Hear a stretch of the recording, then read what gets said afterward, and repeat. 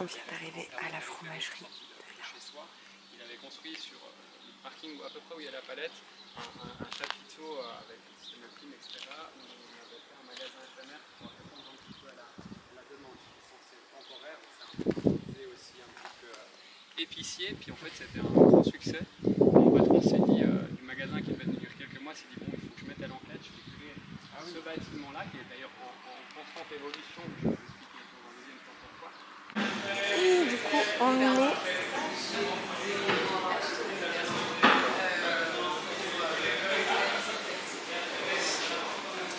est à l'entrée. À l'entrée. Oh, tous ces fromages. C'est une dinguerie. Ah, ils sont là-bas. Je vais les rejoindre. Oh là là. Ria, ça va.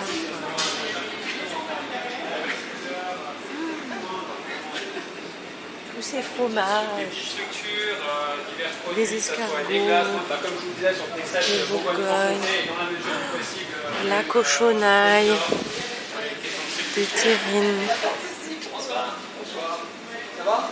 crème d'escargot à la truffe. Oh là là, dinguerie, dinguerie. Rillade de truite, dinguerie.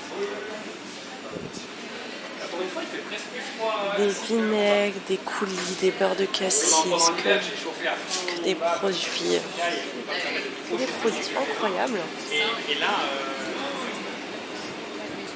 Que des fromages. Ce que t'aimes, c'est le son en fait. Qui sont magnifiques. La moutarde, oui. Des boules apéritives. Oh là là. Oh là, ces fromages-là, ils sont trop bons. Les régales de Bourgogne. Les régales de Bourgogne, ça c'est magnifique ça. Oh là là. J'ai envie de manger. Tout ce qui est des produits en libre service, je disais un peu de biscuitine avec quelques produits de... Des yaourts, des beurres, des faisselles, des nonnettes, Milo et Petit Jean, et des moutardes. Fallot. Ça va être super sympa. On les voûtes. Incroyable. Côté fromage. Dinguerie.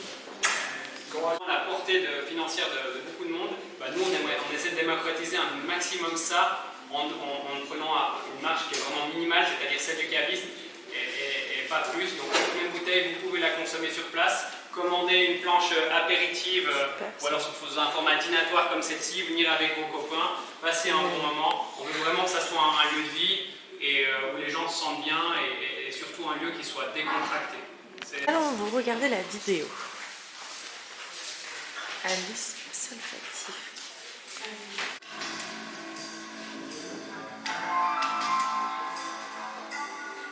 Depuis ces très nombreuses années, nous avons construit une relation infiniment proche avec nos producteurs de lait.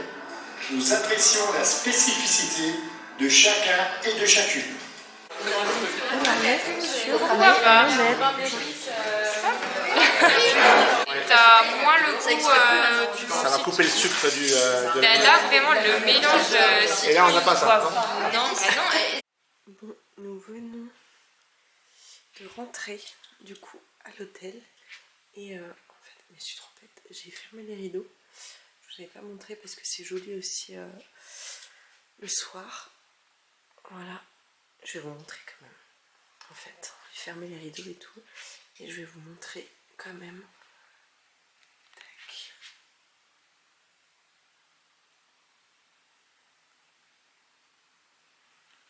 Bon, du coup, je vous montre quand même.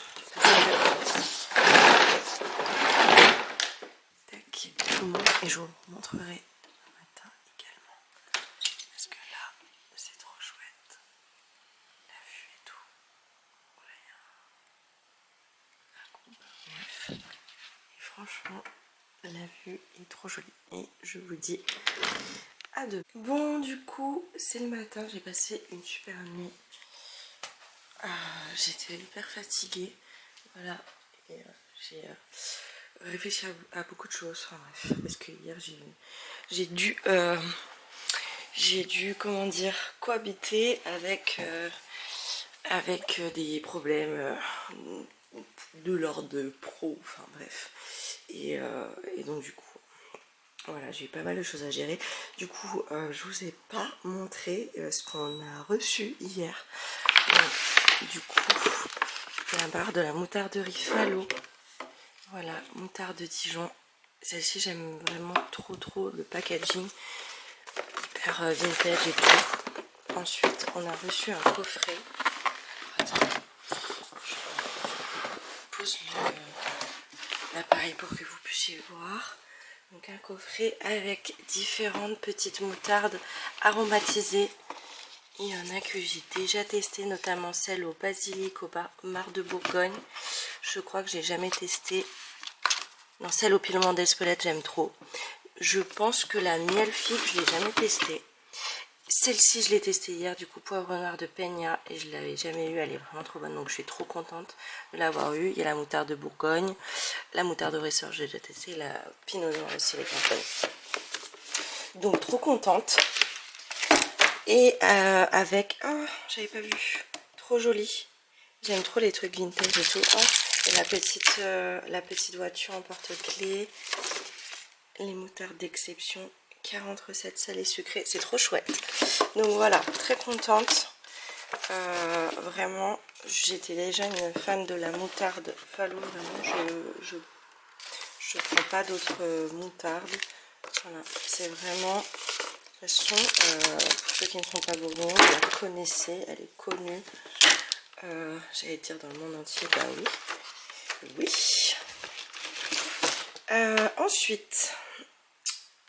On a eu le droit de choisir du crément chez Veuve en Balle. Du coup, j'ai pris la dernière bouteille qu'on a goûtée parce que je l'ai vraiment bien aimé. C'est un crément de Bourgogne, cuvée Marie en Balle rosé.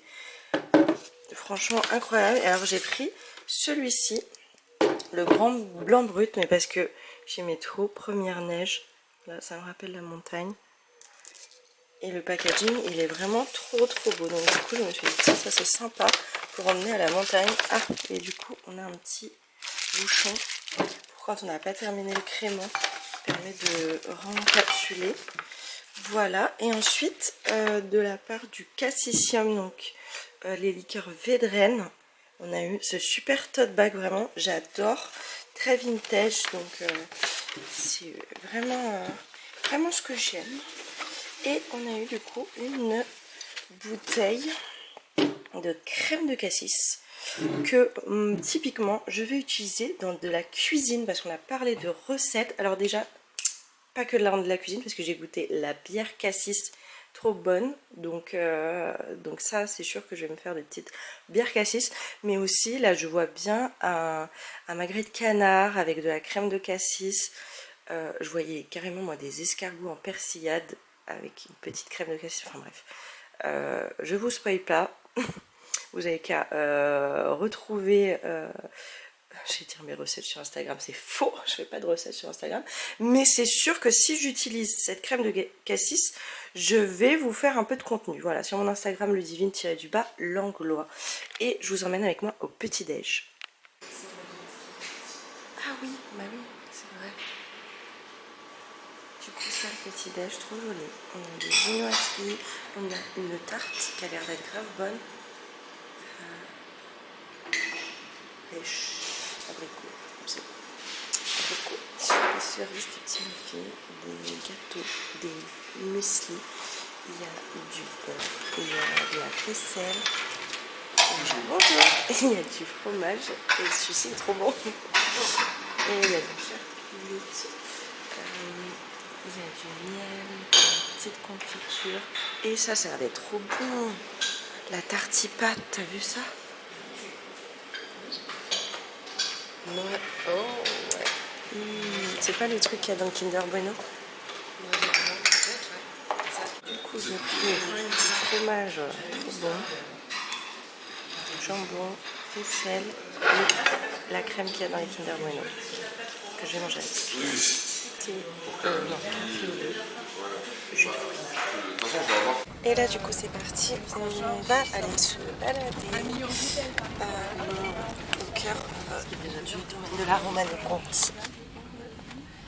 Et c'est trop beau, vraiment. Ouais. Donc nous voilà du coup au cœur des vignes, absolument magnifique.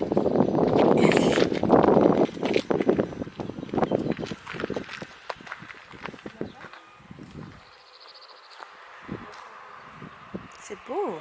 Ah si, c'est bien. Et donc du coup, voilà le petit panneau qui nous indique notre ami vigneron.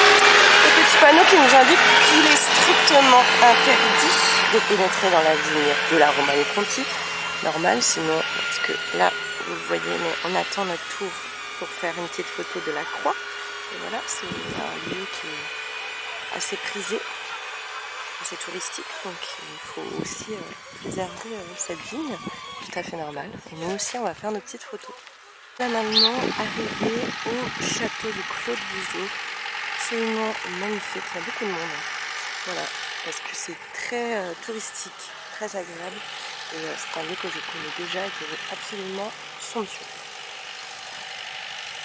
Donc là, on rentre pas à l'intérieur du château de Claude Vougeot. On va pas rentrer à l'intérieur, mais moi j'y suis déjà allée à l'intérieur. C'est très sympa. Et là, en fait, on est juste en petite pause ici.